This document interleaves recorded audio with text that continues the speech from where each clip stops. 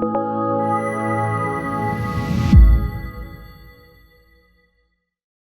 are very excited to be here today with Dr. Ron Weiss. Now, Dr. Ron Weiss is a botanist, a board-certified internist, and an assistant professor of clinical medicine at Rutgers, New Jersey Medical School. He is the founder of Ethos Health, a farm-based healthcare system that connects human health to the natural world and fosters the fundamental connections that exist between all living things. Dr. Weiss is known as the physician farmer who grows the food that he prescribes to his patients. He's been covered in the New York Times and on the Today Show, and his patients fly in from thousands of miles away to seek medical care from him. He is a brilliant doctor with a mastery of plant-based nutrition that has helped countless people regain total health. So thank you so much for being here with us today, Dr. Weiss. Are you talking about me? We sure are. Sound familiar? Didn't recognize. You're too kind. Wow. Absolutely. That's just the scratching the surface here. So, oh my God. We've had the pleasure of interviewing you for 2 of our previous summits, and we've gotten some fantastic feedback from our audience living with diabetes. So we'd like to talk today about a whole collection of subjects, but namely endocrine disruption and how that affects insulin resistance and diabetes. So before we get there, though, how about you tell us your story? Give us a little insight here into what events in your life made you recognize the importance of using food as medicine and transitioning to a plant-based diet, given its power at reversing chronic disease. Certainly. Well, sometimes before you make such a dramatic change in life, there's signposts and you're surrounded by a lot of things telling you should do or do something or take a certain action, but you're kind of oblivious to it. And that's the way I was for many years. I went to a conventional academic medical training at Rutgers Medical School and then George Washington University. I did internal medicine. It wasn't until my father was diagnosed with end-stage pancreatic cancer. We took him to Sloan Kettering in New York. He was given 1 to 3 months to live. And randomly went to the public library because I was so desperate. Nothing I had ever learned in my training equipped me to help him. And I moved home to help him get his affairs in order and help him to die. And learned about the macrobiotic diet in the public library and read testimonies of one person in particular who had survived this and went on to found the University of South Carolina School of Public Health and started my dad on this. He had a dramatic transformation. CAT scan showed a 50% reduction in his tumor masses over a 6-month period of time. He was on no chemo, just from eating these very narrow range of plants, macrobiotic. He was on a severe program. And I know you're not going to like hearing this, but he was not allowed to have any fruit whatsoever. It was severe.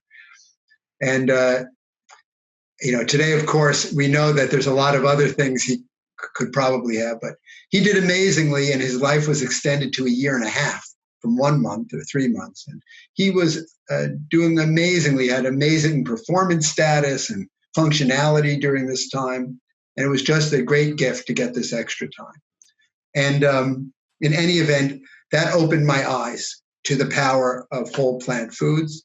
And since then, which was about 25 years ago, I changed the way I thought about medicine. And that was my entry into the world of nutrition and plants. That's a really inspiring story right there. So you end up eventually starting Ethos Health, and you use what you call living medicines. So can you talk to us of how these medications help you to treat inflammatory diseases like cardiovascular disease? Sure. And whatnot? Sure. Well, the reason why we say living medicines because we like that term. It goes beyond just plants. It goes that living medicine term also refers to the way the plants are grown. Because, and we can talk about this a little later. We decided to tackle our food system head on, and we believe that just eating plants is not quite good enough. We have to eat plants that are grown well. And when we say well, that means without contaminating the earth and our soil with pesticides, which can disrupt the endocrine system. And these pesticides then disrupt the way plants, it disrupts soil life, the microbiome of the soil, which then ends up disrupting the way plants build themselves and create food, which then end up giving us inferior nutrition. We call them living medicines because on this farm we specialize in arriving at regenerative techniques. It's beyond organic techniques. Organic can allow some kinds of approved pesticides and other techniques that don't allow for soil to regenerate itself. So to suffice it to say, when we say living medicines, we mean from the way they're grown. We promote life through the microbiome of the soil up through the plant without the use of killing or disrupting chemicals. And then if you want to talk about living medicines, that term from an overall approach, just in regards to plants in general, whole plant foods they're alive. When you look at the colors, the smells, the vitality of fresh produce, no matter where you get it from, they're living things. You get a piece of dried something that's frozen or a piece of dead flesh. It is dead. It's no longer living. Fresh produce is alive. And I like to think of it as sort of this life force enters us and then is delivered to us and really changes the way living things in us, including our microbiome, organize themselves and then help rearrange our health so diseases are reversed and prevented in us. Could you go into a little bit of detail here about the term endocrine disruption? What does that actually mean? Okay, so well, first, maybe for the audience, we should talk a little bit about hormones. Hormones are sort of like chemical directors that are emitted by your body to direct, and it can be oftentimes in distant places in your bodies, certain chemical functions. And so the system of the body that deals with these glands that create these hormones, which are these chemical directors, natural chemical directors. I'm not talking about pesticides or man-made chemicals. They're natural human chemical directors. This is called the endocrine system. And it includes many glands, such as the endocrine cells of the pancreas that create insulin, or maybe the thyroid gland or the adrenal glands above the kidney. And these little organs produce these naturally occurring chemical directors, which perform these functions for us. They're vital. If we did not have this system, we would die. And this becomes apparent, in people who all of a sudden, with type 1 diabetes, right? You lack insulin, you die.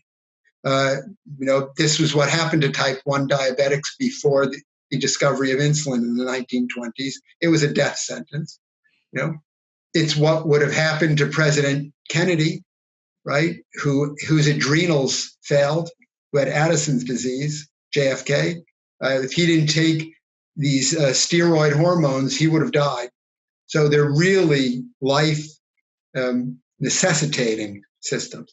So what endocrine disrupting hormones do is they're chemicals, man-made chemicals, which can come in and hijack this complicated directorial system of our natural hormones, either by blocking their action of like insulin is sent to do a job in the cells, and these chemicals can block their targets, let's say in mitochondria or in other places of the cell, or else they can mimic our natural hormones.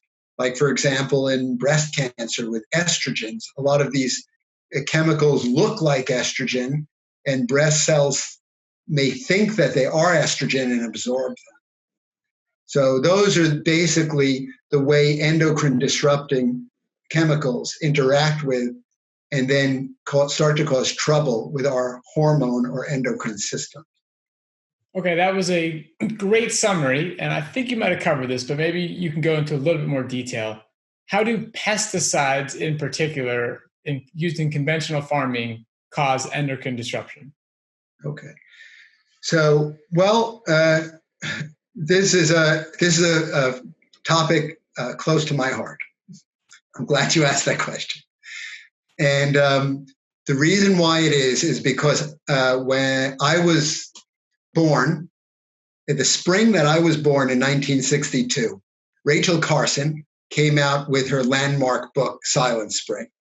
And what this book was about was generally the dangers of pesticides and specifically of DDT. DDT was being sprayed wantonly throughout, on city streets, on crops to kill. It's a broad spectrum killer, or as she called, biocide.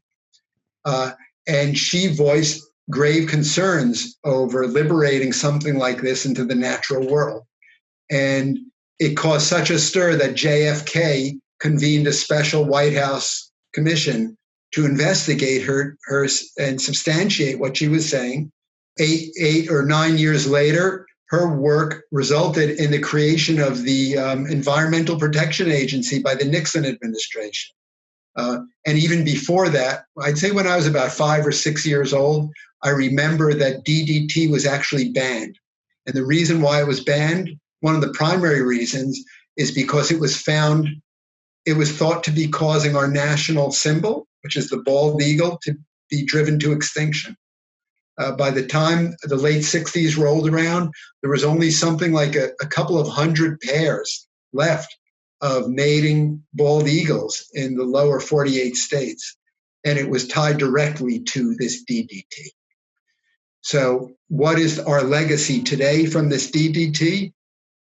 Even though DDT was banned outright in its use in, I think, 68 or somewhere around there, there is still DDT and its metabolite, which is called DDE, in all of us. Even in a baby born today, there is still these chemicals. And these are probably the greatest examples of endocrine disrupting chemicals that we have. They are ever present in our environment. We cannot get rid of them. And what happens to forming a fetus that's being formed is there's only one way that a human being can get rid of their storehouse of this metabolite DDE or DDT, and it's through the production of breast milk. So when a pregnant female creates breast milk, that is the only way you can't pee it out, you can't vomit it out, you can only reduce your bodily stores by pouring it into breast milk. And then, of course, that transmits it to grown babies. And that's how they end up with it. There are besides these DDTs and DDEs, there are other what are called organochlorine pesticides that were commonly used up until fairly recent times. And a lot of these specific organochlorine pesticides, which are all known endocrine disruptors, have basically, we try to phase them out. Unfortunately, there are a lot of new pesticides that come on the market all the time. They have not been tested, and we don't know what they do. But as you can see from the collapse of our natural world, just in recent times, right? Like colony collapse disorders, and there's all kinds of evidence. The World Wildlife Fund put out a lot of data in the UN this past year where insect populations are in severe decline around us. A prime suspect is insecticides. Dr. Weiss, this sounds like a pretty grim situation here. So what can people do? I would try to avoid endocrine disrupting chemicals as much as possible.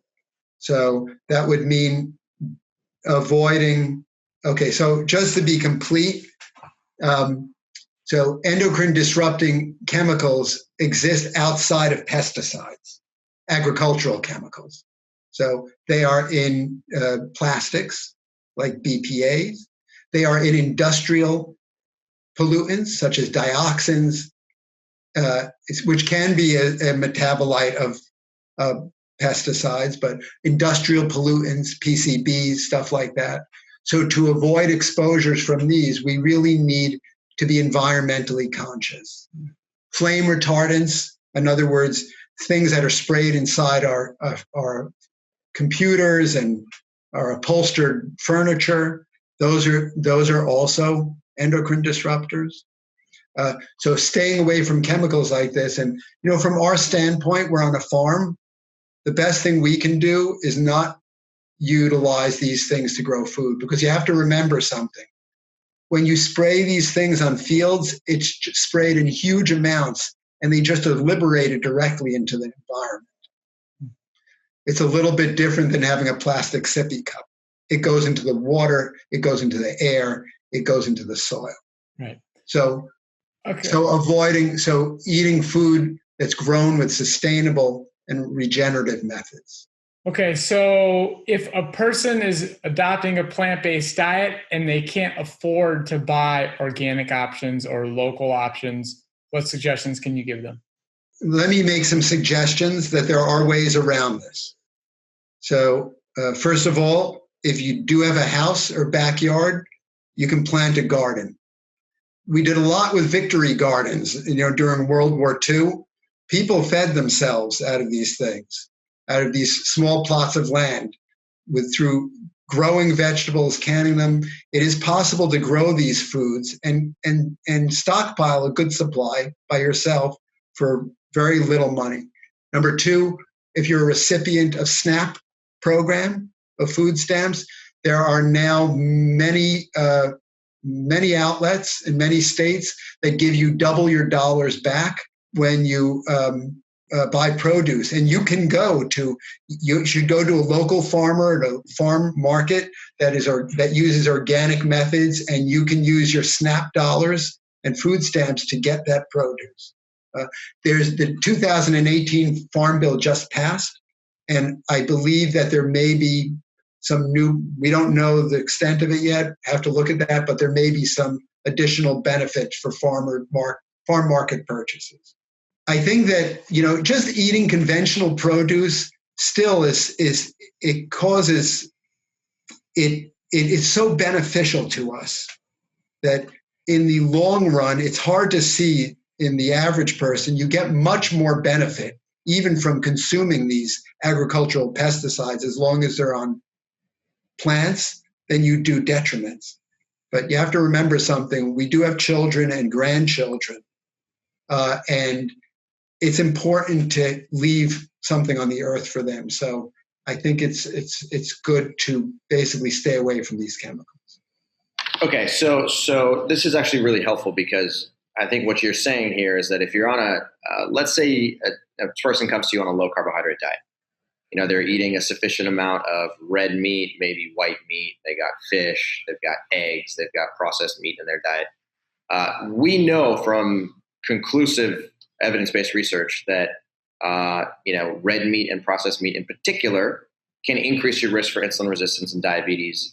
And now there's sufficient evidence to show that it can also increase your risk for colorectal cancer, pancreatic cancer, and beyond. But what you're saying is that if somebody transitions from a meat-heavy diet to a plant-based diet, even if that plant-based diet is not organic and it's grown conventionally, that's still a movement in the right direction. Absolutely. It's better to eat conventional dark leafy greens and fruits and beans than to eat organic, grass-raised, expensive chicken, meat, eggs. you will get much less of a endocrine disrupting chemical load, pesticide load, even from that, and that's because of biomagnification, right? So even if you're eating, even if you're drinking organic milk, and if you're eating the grass-raised beef, that 1,500-pound animal is eating so much, tons and tons of forage, right, of this grass, and then that it accumulates in the animal flesh, and then you're eating this accumulated stuff. If you're drinking the milk, right, we just learned that mammals pour out these pesticides in their milk as a way of getting rid of them. They're concentrated in there. So if you're eating cheese or milk, even from an organically raised cow, you're still getting a huge load of these chemicals.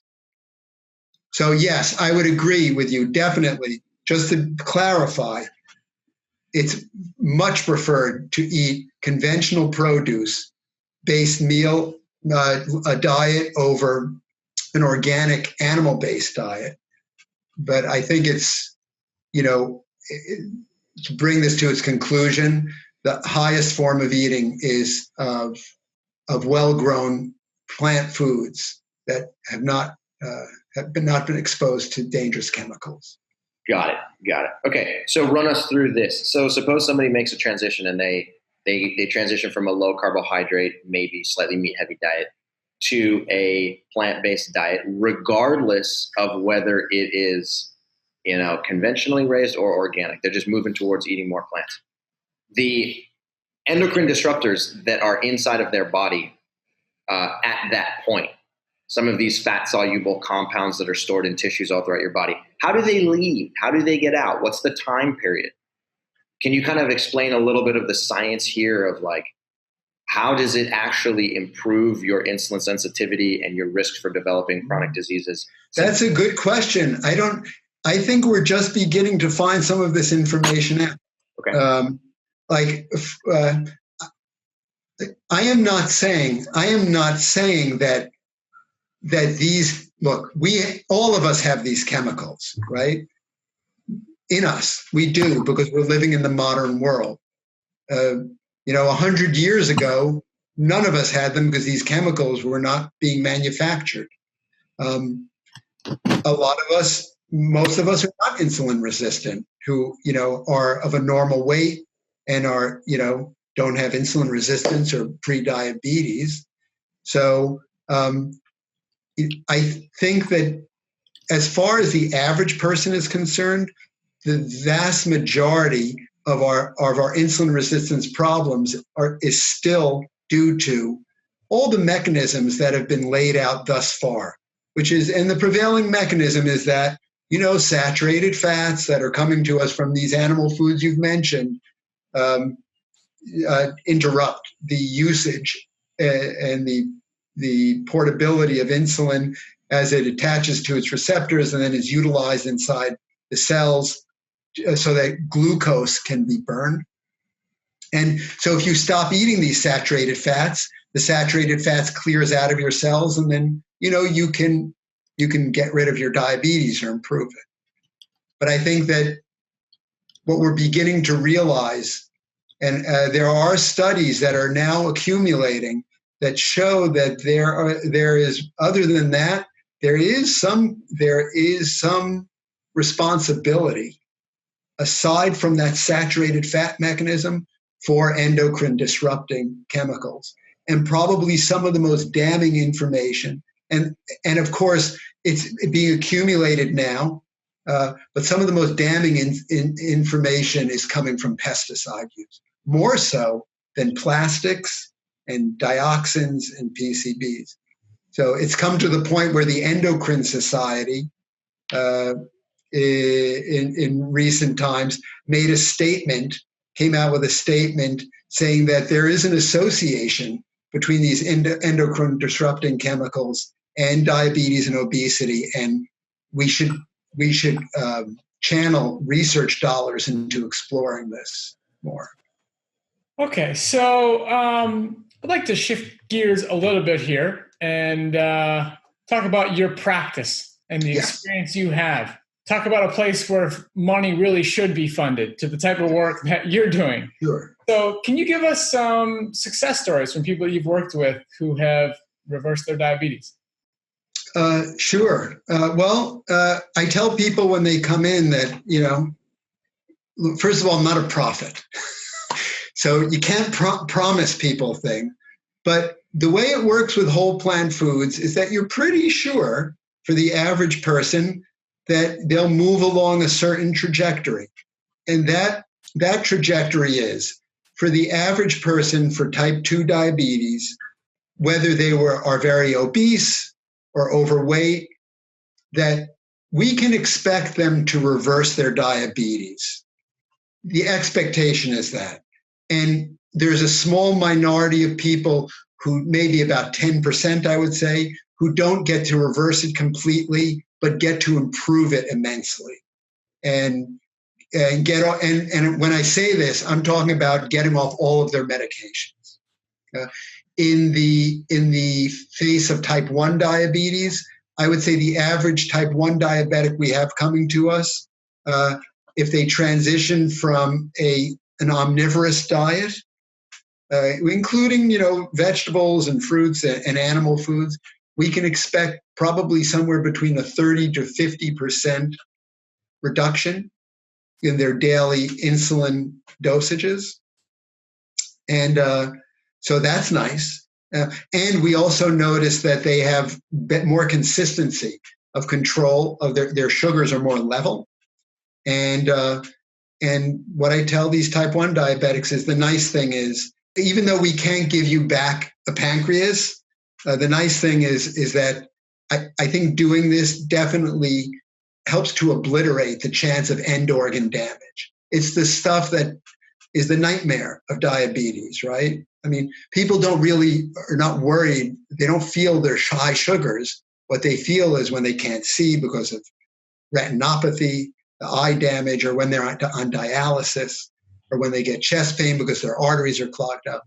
And so even if you have to take that insulin, you really prevent the end organ damage that occurs later on in life. Yes, that is something we talk about all the time here at Mastering Diabetes, emphasizing the importance of long-term health. Insulin's not the enemy. If you're not producing enough, whether you're insulin-dependent type 2, type 1.5, type 1, using an appropriate amount of insulin to manage your health and your blood glucose is a good idea. You asked me about a specific, and hopefully maybe this gentleman will agree to be on. I think we were talking about him a little bit before, but this gentleman is a black belt in the martial arts, and he's an older gentleman, about his mid-60s, and he's had diabetes for a number of years. Wasn't being controlled by insulin, and he completely was transformed by changing his omnivorous diet. And it wasn't a terrible standard American diet. He wasn't eating, the standard junk food or fast food. He was having some organic chicken, and, he would eat some vegetables, but just making that small change, and large change, it really completely transforms what your body does. And so, hopefully, maybe we'll get to meet him. But people are bowled over when they realize how powerful changing their diet is. It's transformative. Yeah, this is great. So one thing we run into a lot, and I'm sure you do as well, is people, they get on a plant-based diet, they're really motivated, they get off to a good start, and then they start reverting back to old habits. So what advice do you have for people who've started, they've seen some results, and they're having a hard time sticking with it? Well, you can take it from Dr. Weiss, because I realized in my own journey that moderation is a myth. It is a myth. It's always nice to say in life that, you should be moderate, right? Who wants to be an extremist? Extremism is bad.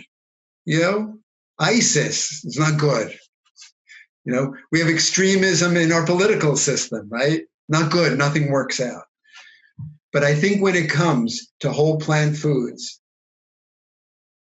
in order to eventually be successful and maintain your success, you must be an extremist. For 99% of us, it just doesn't work if we try to moderate. And I think the most difficult thing in continuing to be well, once you find this beautiful wellspring of whole plant foods, is to keep doing it at a high level. And I think because of the pleasure trap, what happens is we human beings have a tendency, once they're feeling okay and they make certain gains, you know what, I can have a little bit of that. I'm going to reward myself a little bit. Hey, I'm living in that pink cloud. And what ends up happening is it begins degrading basically what we do. And, you know, you can ask Doug Lisle, he wrote a whole book on it with Dr. Goldhammer. It increases, you know, this dopamine neurotransmitter response, and basically it drags you down into derails your eating efforts. So if I had to say one thing, make one suggestion, do not moderate. Don't moderate. I mean, isn't that your experience, guys? I mean, do you get that sense with Absolutely. everyone who you help? Well, it's funny because the term moderate it's a subjective term and it means different things to different people, right? What I might consider to be a moderate approach to nutrition, somebody else could label as extreme, and vice versa. So this idea that like a little bit of everything, a little bit of nuts and seeds, a little bit of dairy, a little bit of fruits and vegetables, a little bit of whole grains, a little bit of processed grains, like it's all okay. We know that that's not a recipe for success, because this sort of idea that a little bit of many different dietary constituents doesn't present a harm because it's in such a small amount. It's just not true. We know that from ample scientific evidence. So that's not a true statement. And to answer your question, yes, we find that people who adopt the Mastering Diabetes program, people who, you know, follow a plant-based diet the way we describe, you know, fruits, vegetables, legumes, whole grains, call that extreme if you want. Fine, I don't care. It doesn't matter to me. But if you eat, you know, from those four food groups liberally, then things move in the right direction. Insulin resistance comes down, beta cell function restores, blood glucose comes down, hypertension goes away, et cetera, et cetera.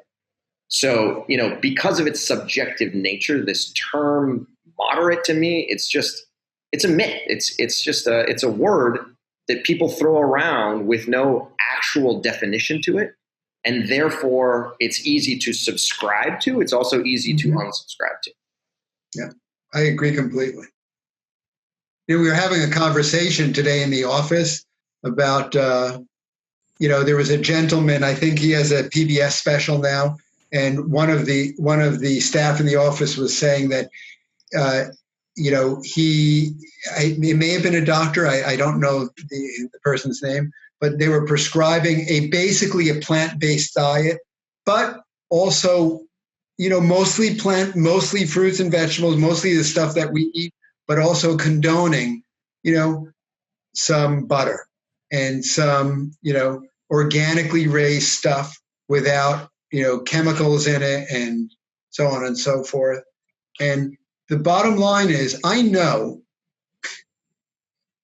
it just doesn't work. We've had people with severe problems. We've had people who are vegan or not eating high-level plant-based diets who come in with chronic diseases who are completely reversed when they resort to a high-level plant-based diet like the kind you're talking about. And then, you know, I think that if you go into a practitioner's office who prescribes this middling diet of, yes, a lot of vegetables and a lot of produce, but you can have a little piece of meat, I don't think you're going to find many patients who have sustainably reversed and completely and permanently reversed diseases like you're talking about. It just doesn't happen. I've never seen it happen. And I see it all the time with the kind of diets I think we prescribe. 100%. 100%. I couldn't agree with you more. Dr. Greger even talks a lot about this in his videos that, okay, if you want to follow a moderate diet, fine. You can get moderate kidney failure. You can get moderate limb amputation. If you want that, go ahead, follow moderation because it works. It works brilliantly, right?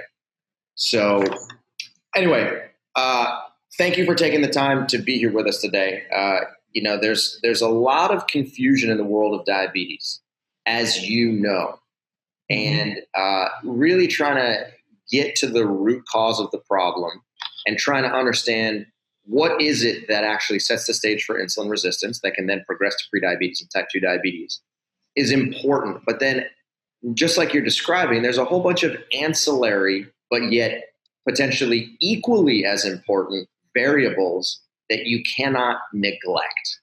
And one of those, just like you're saying, are these, persistent endocrine disrupting chemicals. Like maybe we were discussing off monitor before, maybe these people, this small group of people who are eating all the plants, but who cannot completely overcome their diabetes, maybe there is some role for endocrine disrupting chemicals in them. We don't know. We're just finding this out. We're beginning to find out that type 1 diabetes is increasing the incidence in children in the United States over the last 15 years. We're not exactly sure why. It's being investigated by the CDC. Perhaps these chemicals do play a role. There's no question about it. Yeah, absolutely. Plenty of evidence to show that it's increasing at a steady rate for the first time in human history. We've never seen this before. Brag about yourself. How are people going to find out about you? If people want to come in person, what can they do? Explain. Yes. So, you can find us if you're in New Jersey or New York. There are people who do come to see us from Alabama or Tennessee. We're always here.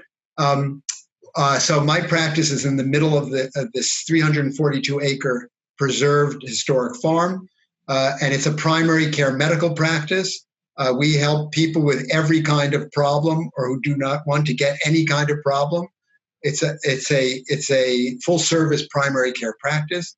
You can make an appointment to see us. We also have a farm stand, which is open during the growing season. The public is invited. You can just drive off the road. It's open weekends, Fridays, Saturdays, and Sundays, and we sell our produce there. Once a month, we have a potluck, which is produced by our friend Anthony Masiello, plant-based superstar, and it's in our old farmhouse, and everyone in the world is welcome.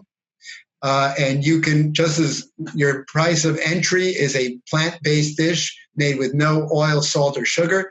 If you don't know how to do that, just bring a bag of organic fruit and you're in.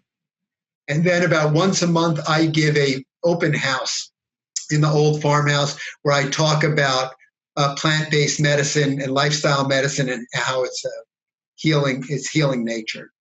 So that's the stuff we have going on here. And it's a lot. You're making me hungry. I want to come. I want to come visit. Yeah, you're always welcome. Well, thanks again for all the time that you took here to be here with us today. I know our audience loves hearing from you. There's a wealth of knowledge that you have, both from your own personal experience as well as from your experience working with thousands of patients. And we look forward to seeing you again in the future. And thanks once more. Thank you so much, Cyrus. And thanks, Robbie.